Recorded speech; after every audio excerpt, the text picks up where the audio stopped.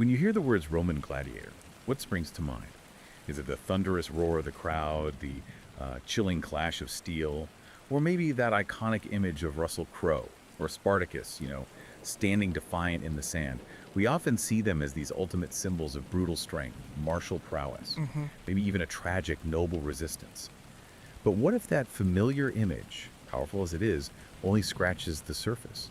What if it misses one of history's most potent and utterly paradoxical figures? What if the gladiator wasn't just a brutal warrior, but also, in a really complex, often hidden way, one of history's most compelling objects of desire? That's exactly it. That's precisely what we're diving into today.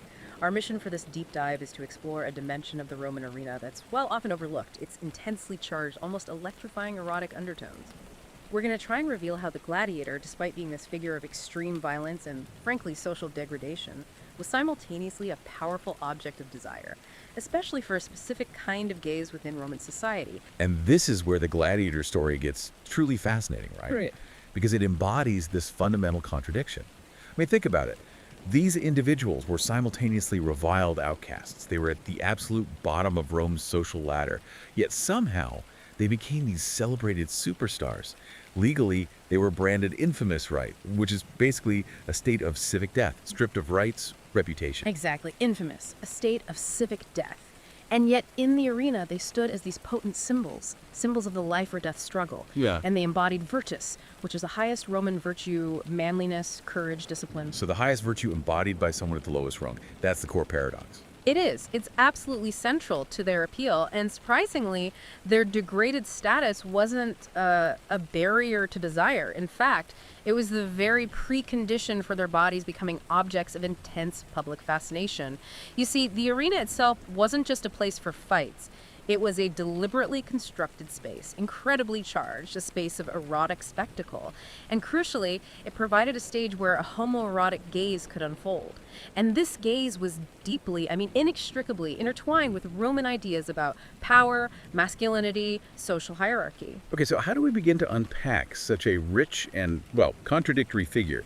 It sounds like we need to look at this from a few different angles. Yeah, our journey today will take us through several layers. First, we'll dissect the gladiator's body as a cultural artifact. We'll explore its legal standing, how it was performed in the arena, its, striking physical presentation. Then we need to establish the unique Roman framework of sexuality, which is quite different from how we think about it today. Right, that active-passive thing you mentioned. Exactly. From there, we'll turn to the concrete evidence. We've got writings from ancient elites, but also raw, vivid graffiti scrawled on the walls of Pompeii, real voices. And finally, we'll place the gladiator within the broader world of Roman performers.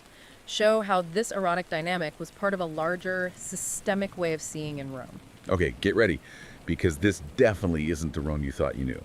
Let's really dig into this core paradox then, starting with their legal and social standing. This concept of infamia, it sounds absolutely crucial. These weren't just random fighters. They were men deliberately pulled from the absolute margins, and that legal status set the stage for everything else. That's a powerful point.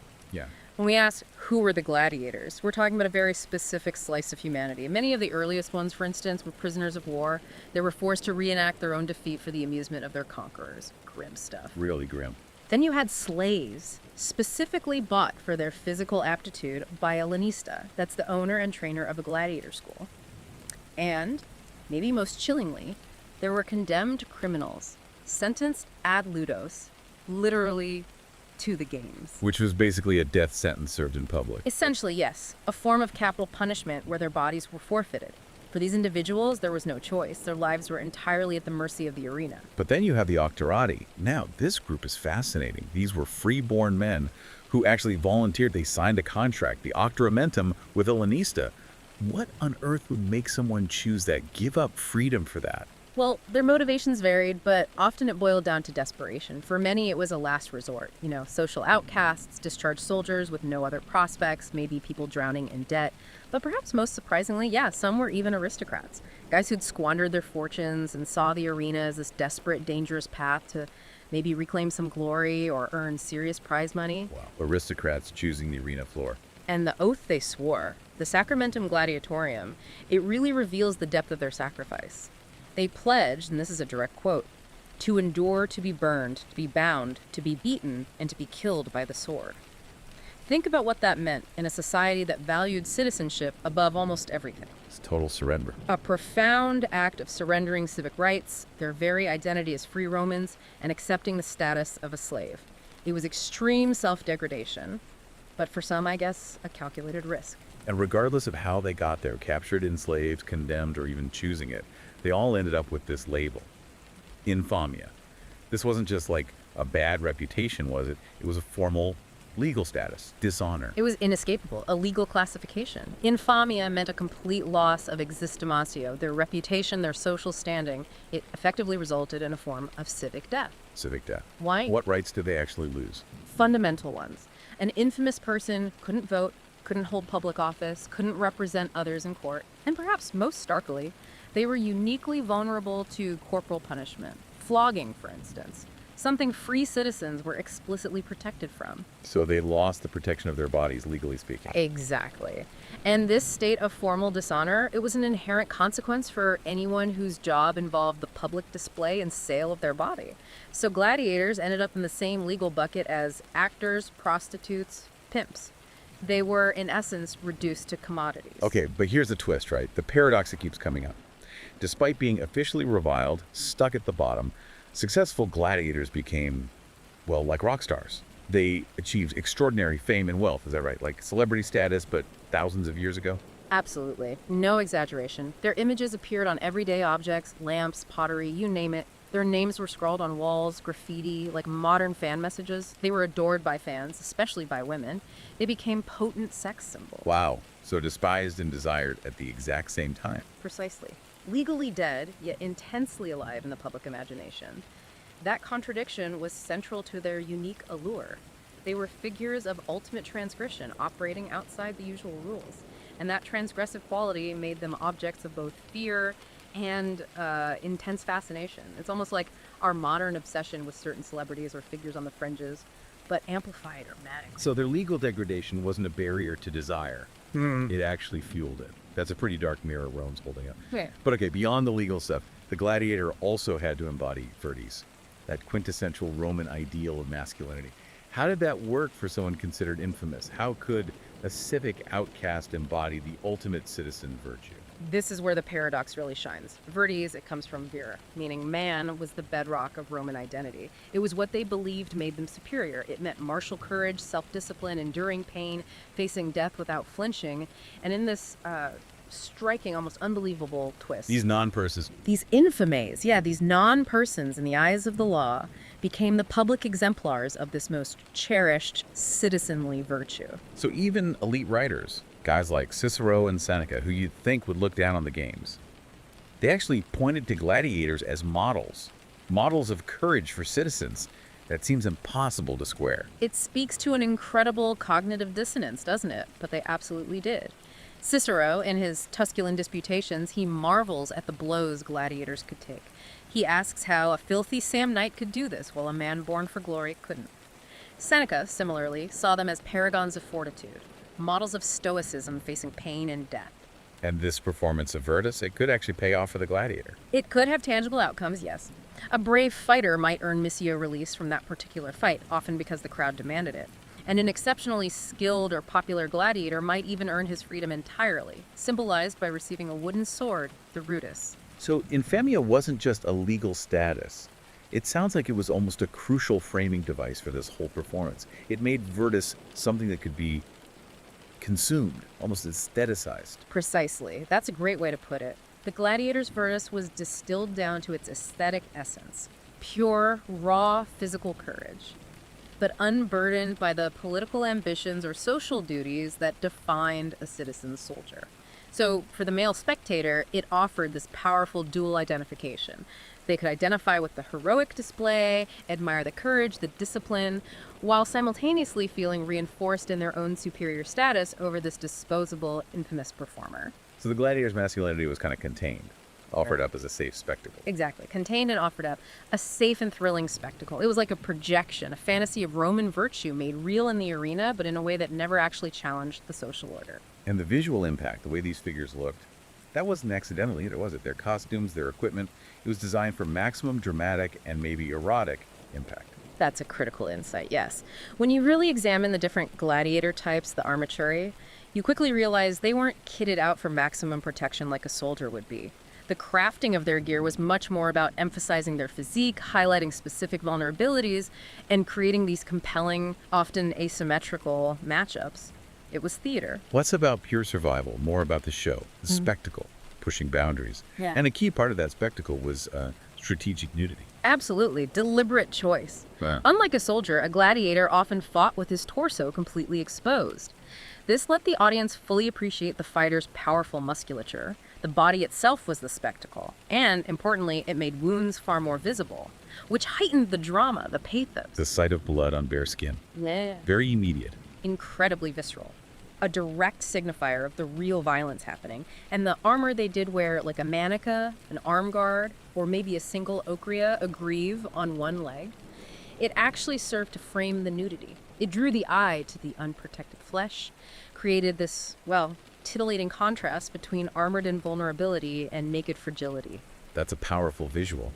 And these contrasts, they played out in how gladiators were paired against each other too, right? Yeah. It wasn't just random matchups. It was like a visual narrative. Exactly. The pairings were carefully engineered, different fighting styles, different armaments pitted against each other, guaranteed a dynamic, unpredictable contest. The classic pairing, the retiarius, the netman versus the secutor, the pursuer. Prime example. Okay, break that down. The retiarius. Almost nude, armed only with a trident, a dagger, and that weighted net. Very little armor, maybe a shoulder guard. He relied on speed, agility. His exposed body made him look vulnerable. While the secutor was the total opposite. Heavy armor. Complete opposite. Heavily armored, large shield, that distinctive enclosed sort of fish-like helmet covering his whole face made him slower, but an incredibly powerful force. So the fight itself tells a story. Exactly. It becomes this visual narrative. Vulnerability versus power, speed versus strength, nakedness versus armor. It was designed to tell a story through their bodies, their movements. The fighters became characters, and other types followed similar logic.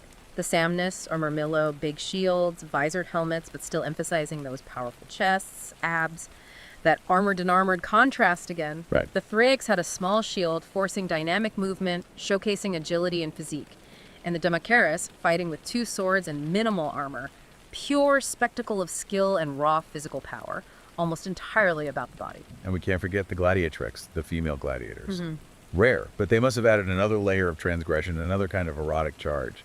Indeed, very rare, but attested. The best evidence is that marble relief from Halicarnassus. It shows 2 female gladiators, named Amazon and Achillea. They're fighting with swords and shields, but crucially, they're bare-chested. No helmets. Bare-chested? Why? It was almost certainly a deliberate reference to mythological Amazons, often shown in art with one breast exposed. So this costuming immediately placed the gladiatrix in this liminal space of gender transgression. It made her seem exotic, eroticized, dangerous. The semi-nudity clearly identified them as female, and it definitely catered to the scopophilic interests, the pleasure of looking of a mostly male audience. For them, seeing a woman display martial virtus was probably thrilling, maybe even scandalous, a novelty. So the gladiator's body was meticulously crafted for the gaze. But whose gaze exactly? Yeah. You mentioned earlier that Roman sexuality was fundamentally different. We need to understand that framework to grasp the homoerotic aspect, right? Yes, this is absolutely crucial and often misunderstood. Roman sexuality wasn't structured around our modern ideas of homosexual versus heterosexual. Instead, it revolved around complex hierarchies, power, status, gender roles. The key dichotomy was active dominant versus passive submissive. And for a freeborn Roman man, masculinity was completely tied to being in that active, penetrative role, like a reflection of Rome's dominance everywhere else. Precisely. It mirrored their whole worldview. Rome conquers provinces, the citizen dominates his household, the Roman man dominates sexually. To be penetrated, conversely, was seen as being feminized, a surrender of bodily autonomy, bodily integrity. This was deeply shameful, totally incompatible with being a full citizen with rights and power. That's why the worst insults, especially in politics, accused rivals of being apathicus or senatus terms for a man who willingly took the receptive role. So it was an attack on their fundamental claim to masculinity, their right to rule. Exactly. It undermined their entire social standing. Okay, so how did this active-passive thing determine who was an acceptable partner for a Roman man? What were the rules? It directly shaped the social map of desire. A freeborn Roman man could have sex with both men and women without moral criticism, provided he always maintained the dominant active role. The key factor wasn't the partner's gender, it was their social status. Permissible partners were those of lower station, people over whom the citizen male could legitimately exercise power. This explicitly included slaves, prostitutes, often slaves themselves, and other infames, Which included actors and gladiators. which explicitly included entertainers like actors and gladiators, yes. So wait, having sex with an infamous person like a gladiator didn't damage a citizen's virtus or standing, it actually affirmed it. That seems backwards. It sounds counterintuitive to us, but yes, it was seen as a demonstration of his power and social dominance. He was acting upon someone already defined as beneath him. The real taboo, the real violation, was sexual involvement with another freeborn Roman citizen, especially an underage son or the wife of a peer. Why? Because that violated the bodily integrity and household honor of someone of equal standing. And in a male-male citizen context, one of them would have to take the submissive un-Roman role, disgracing himself and, by extension, the whole citizen class. But with an infamous person, that power dynamic was already set in stone. The gladiator was already, in a sense, public property. Exactly. The power imbalance was legally enshrined. Okay, now I see how the arena fits in so perfectly. It becomes this socially sanctioned space for the homoerotic gaze because the object of desires is already degraded, available. Precisely. The gladiator, because of his infamia, was already defined as a body outside the protections of citizenship. A body available for public consumption, visually and, well, conceptually. So, for an elite male spectator, gazing upon the gladiator's powerful semi-nude form was a socially safe way to appreciate male beauty and power. The gladiator's legal status put him firmly in that category of penetrable or consumable bodies. So desiring him actually confirmed, rather than contradicted, the spectator's own dominant status. The act of looking itself was an exercise of power, a kind of visual consumption. A visual consumption, exactly. The arena created this unique container. It allowed the Roman male to indulge a gaze that was simultaneously aesthetic, violent, and homoerotic, all without breaking the strict rules of civic propriety. Social rules enabling desire, but only in a very specific, controlled way. Okay, so we've got the structure of the social logic that allows for this gaze, but what about the actual evidence? Do we have Romans talking about this in, firsthand accounts of this erotic fascination? We do. This is where we turn to literary sources and even those raw voices from Pompeii's walls. Juvenal, the great satirist, gives us one of the most vivid, if critical, insights. Right. In his Satire 6, which is mostly a scathing attack on women, he tells the story of Eppia. She's a senator's wife, and she scandalously abandons her husband, her children, her country, to run off with a gladiator named Sergius. Right, and Juvenal makes a point of saying Sergius is, well, not exactly attractive, right? Past his prime, scarred. Exactly. He deliberately describes Sergius as physically repulsive, old, wounded, scarred, even has a weeping eye. He does this to make a specific point about what Eppia truly desires. Juvenal says it has nothing to do with conventional good looks, he writes famously. But then he was a gladiator, that makes them Hyacinthus. Ah. Hyacinthus being a beautiful youth loved by Apollo. Okay. That's why she preferred him to children and country, husband and sister. They loved the steel. Ferrum est quod amant. They love this deal. Wow, so it wasn't Sergius the man, it was Sergius the gladiator. The whole package. Exactly, the persona. It was this potent mix. The violence, the celebrated virtus, the social transgression, the raw masculinity, all symbolized by the steel, the sword, the fight, the danger. This fascination was apparently so strong it overrode everything else: social duty, aesthetic judgment. Now, Juvenal's target is female desire, obviously, but the mechanism he describes, this erotic pull of the gladiatorial persona, that isn't inherently gender specific. Ah, okay, so the same package that hooked Eppia could appeal to a man too. Precisely. That performed hypermasculinity, the violence, the transgression. It was equally legible, equally available for the homoerotic gaze of a male spectator. And for him, remember, the gladiator's infamous status made that gaze perfectly acceptable, even a confirmation of his own power. So the very thing that made them outcasts also made them objects of desire. Wild. Are there other literary hints? Yeah, a few. The poet Martial, in his Book of Spectacles celebrating the games, he hints at a play performed for the emperor. And the subject was apparently the famous love story of two gladiators, Priscus and Burrus. A love story between two male gladiators performed for the emperor. Seems so. The fact that this was considered suitable for imperial entertainment shows a pretty direct public link between the arena and homoerotic themes. It wasn't hidden away. And Petronius' Satyricon. You mentioned the main character, Encolpius. Right. Encolpius is an ex-gladiator. His name can even be translated as incroch, which is suggestive. And he wanders through this Roman underworld, and his adventures are overwhelmingly homoerotic, mostly centered on his rivalry for a beautiful teenage boy, Giton. By making the protagonist a former gladiator, Petronius creates this undeniable literary connection. The arena world and the world of fluid, often transgressive sexuality seem linked. It suggests the arena was maybe seen as a formative space for that kind of experience, a backdrop for raw, unrestrained desire. Okay, that's the elite literature. What about the common people? The graffiti from Pompeii must give us a different angle, like the pulse of the street. It really does. It's unfiltered. The walls of Pompeii are covered with inscriptions celebrating gladiators as objects of female desire. We find things like Salutis, a Thracian gladiator called Suspirium Pularum, Which means? the sigh of the girls, or maybe the girl's heartthrob. And another inscription names Crescens, a Retiarius, as Dominus Pularum, the lord of the girls. Okay, so this confirms it. At a grassroots level, these guys were definitely public sex symbols. Everyone knew it. Everyone was talking about it. Exactly. Invaluable evidence. Yeah. It shows his body, his persona, were subjects of widespread erotic fascination. Common knowledge. Now, it's important to note something here. You don't really find explicitly homoerotic graffiti about gladiators. Right. Why not, do you think? Does that mean the desire wasn't there? No, I don't think it means the desire was absent. It's more about the medium and social norms. Graffiti was public, populist. It was fine for women's adoration to be out in the open. That was socially acceptable, expected even. The elite male homoerotic gaze, however, operated on a different social logic. More private, less likely to be scrawled on a wall. Exactly. It was linked to power, status. It was a private appreciation enabled by the public spectacle, not something you'd necessarily advertise on a tavern wall. But what the Pompeian graffiti does prove is that the gladiator's body was fundamentally eroticized in the public mind. He was established as a legitimate object of desire, a canvas, and onto that canvas, various fantasies, heteroerotic, homoerotic, could be projected.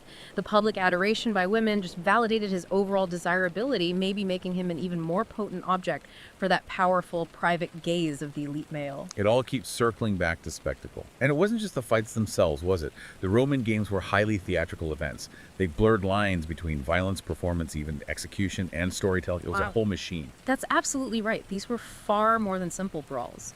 They were meticulously produced theatrical events, grand spectacles. You had the pompa, the opening procession, a huge parade, combatants in elaborate costumes, like a modern opening ceremony. The contests often had music pipes, horns, even hydraulic organs, all to heighten the mood. Gladiators even fought under stage names Ferox, Fierce, Hilarious, Joker, creating personas for the crowd. And the arena itself could be transformed, like sets. Yeah, elaborate sets sometimes, forests, other landscapes, turning the combat into a narrative scene. It really was a world where real violence was framed by all the trappings of theater. The philosopher Seneca, the Stoic, he found this profoundly disturbing. He wasn't a fan. Not at all. He was repulsed, not just by the violence, but by its corrupting effect on the spectator. After attending the midday games, often criminal executions, he wrote, and I'm paraphrasing slightly, I come away greedier, more ambitious, crueler, less human, just for having been among humans. Wow. He saw the unarmored executions as just plain butchery, raw, artless violence. So for Seneca, these games weren't just entertainment, they actively damaged the viewer's soul. Precisely. His critique highlights their profound psychological power. They weren't neutral, they shaped you, often for the worse. And the line between theater and execution blurred completely in this horrifying thing called fatal charades. Fatal charades, that sounds grim. It was. Gruesome spectacles where condemned criminals were forced to enact scenes from mythology, and their execution formed the brutal, unavoidable climax of the story. Oh, can you give an example? One that gets mentioned is a criminal dressed as Hercules, then burned alive on a pyre, just like the myth. Or another, costumed as the bandit Laureolus, crucified and then mauled by a bear. The Christian writer Tertullian even talks about seeing a man castrated to reenact the myth of Attis, and another forced into sexual union with a bull to play Pasiphae. That's just horrifying. The body becomes a prop. Death becomes a story. A literal theatrical prop, yes. Their death was the narrative payoff. It really shows the Roman capacity to aestheticize real violence, turning punishment into performance. And this chilling principle, this logic, it really underpinned the entire spectacle of the games, including their erotic appeal.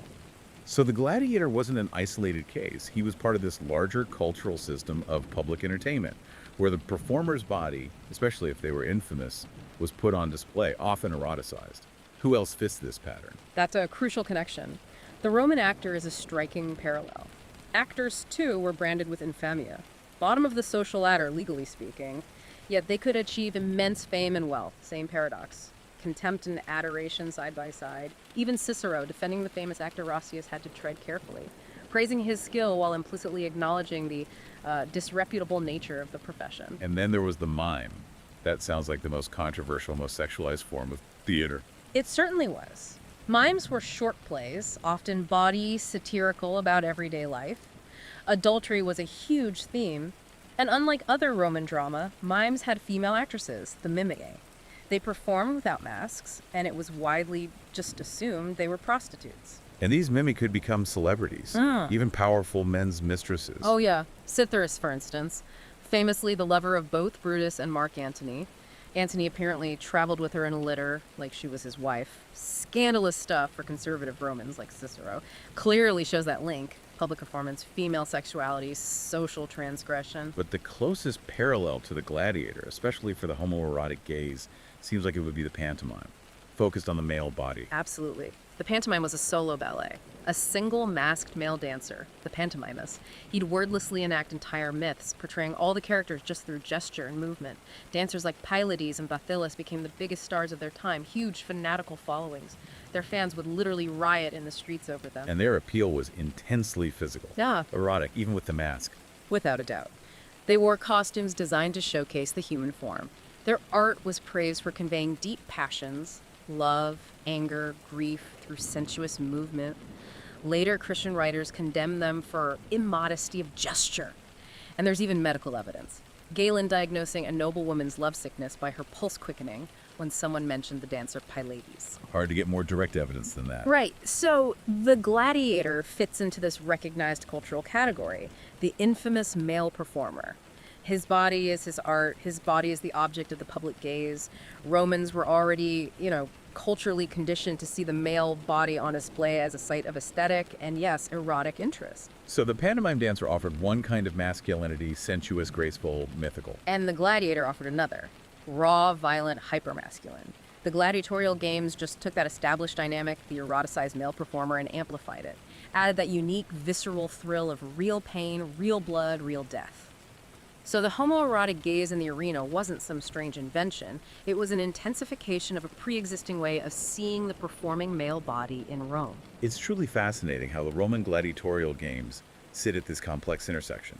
Violence, power, desire, all tangled up. A spectacle where the lines between degradation and adoration, violence and eroticism were just deliberately blurred. The gladiator's body really was this cultural canvas, reflecting Rome's deepest contradictions. And that central paradox, legally nothing through Infamia, yet simultaneously a paragon of virtus, Roman manliness that wasn't a bug, it was a feature. It was the system's operating principle. And it underpinned the whole logic of the homoerotic spectacle. So the Roman idea of sexuality, active dominance versus passive submission, defined who you could desire.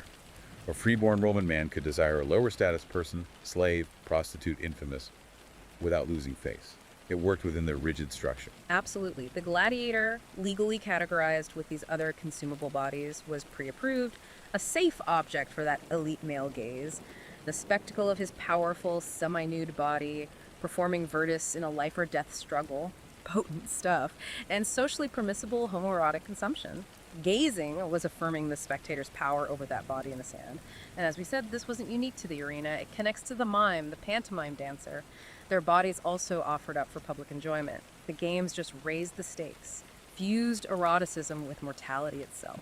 In this whole idea of state-sanctioned homoerotic spectacle, it finds its ultimate expression, maybe not with the anonymous gladiator, but right at the top, Emperor Hadrian and Antinous.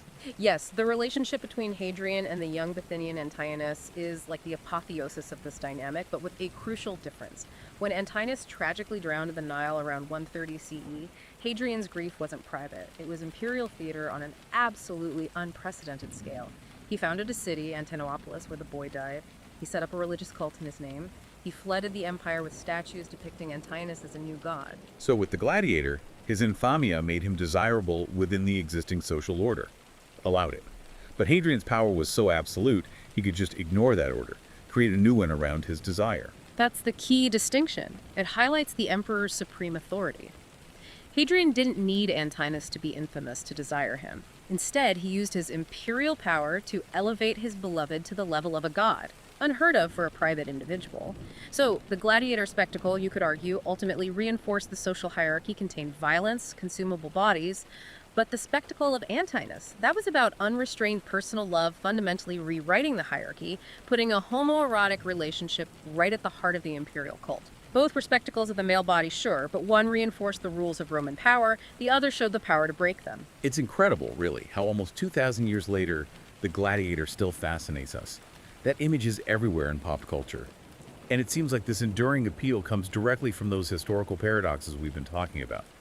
He's still this icon of eroticized violence, a symbol of masculinity that's powerful and submissive, admired and disposable, free in courage, but enslaved in flesh. It really makes you think, doesn't it? What does this story tell us about how societies, then and now, construct, consume, control the spectacle of the human body? What bodies do we today, legally or socially, permit ourselves to desire? And who, ultimately, pays the price for that permission? It's a question that definitely echoes down the centuries, inviting us to look a bit deeper at our own cultural landscapes and the often hidden desires they permit and forbid.